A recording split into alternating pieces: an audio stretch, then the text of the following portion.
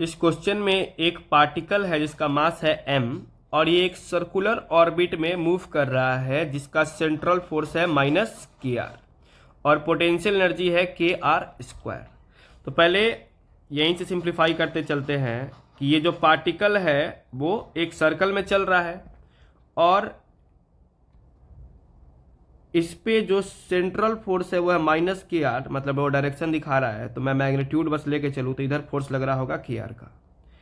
इसके अलावा अगर हम इसी पार्टिकल के रिस्पेक्ट में देखें तो एक सेंट्रीफ्यूगल फोर्स ड्रॉ कर सकते हैं mv²/r का, जो इस kr वाले फोर्स को बैलेंस कर रहा होगा। तो हम लिख पाएंगे mv²/r = kr।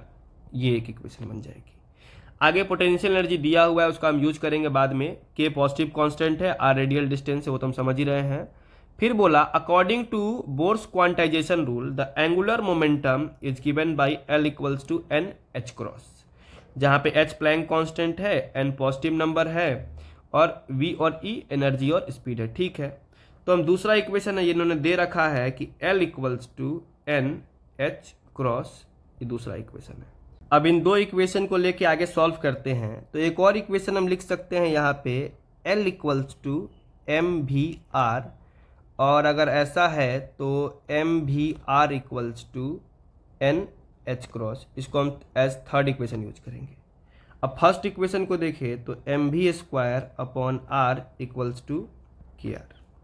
यहाँ पे हम mvr का फॉर्म सेट करने की कोशिश करेंगे तो mv²/r इंटू r² एक ऊपर कर देते हैं और नीचे भी एक mr² कर देते हैं, तो ये बन जाएगा kr।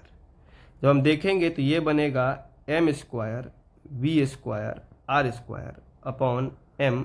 उस साइड से हम अगर k इधर लाते हैं और इधर r और r² मिलके r³ तो इस तरफ बन जाएगा r⁴। अब m²v²r² को हम लिख सकते हैं NH× का square, because mvr is NH×, नीचे में हो गया mk और ये बन गया r⁴। यहाँ पे रूट लगा देते हैं दोनों तरफ, तो ये हो जाएगा r², इधर बन जाएगा केवल और केवल NH× और ये बन जाएगा √mk। तो अपना पहला ऑप्शन शायद मैच कर रहा है, r² = NH× 1/√mk। तो जो फर्स्ट ऑप्शन है वो करेक्ट है।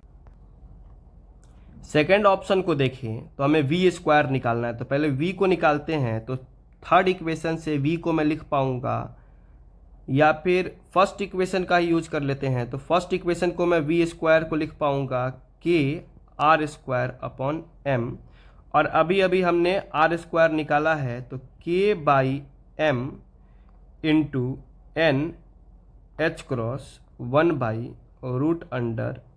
1/√mk। इसको सिंप्लीफाई करें तो NH× एक तरफ हो जाएगा, k से ये रूट के कटेगा तो रूट के अंदर एक k आ जाएगा, और इस m को अगर रूट के अंदर भेजेंगे तो m² और एक m पहले से प्रेजेंट है तो m³ हो जाएगा। तो ये अपना वेलोसिटी वाला ऑप्शन है NH×k/m3। तो ऑप्शन बी भी अपना क्या है, करेक्ट है। थर्ड वाले ऑप्शन को अगर हम देखते हैं तो हमें निकालना है L/mr²।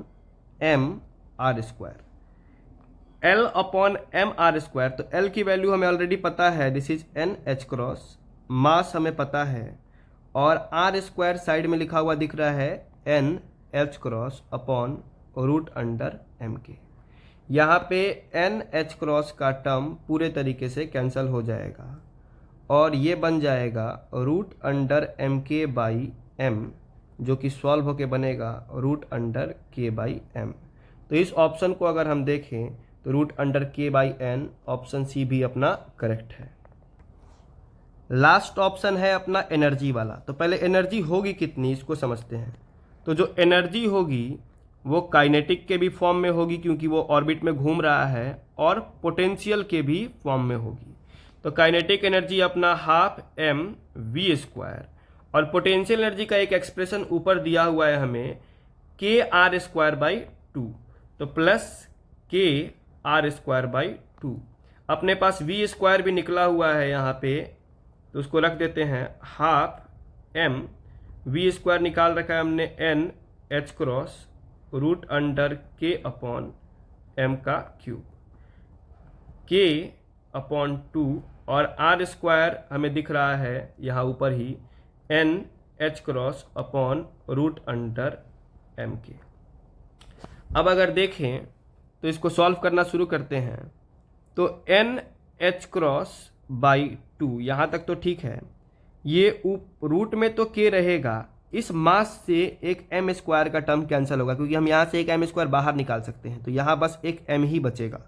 यहाँ बचेगा अपने पास एन एच क्रॉस बाई 2 और ये के को जब मैं रूट वाले के से कटाऊंगा तो ऊपर में एक रूट के बचेगा और नीचे में रूट एम बचेगा, तो कुछ ऐसा बच जाएगा।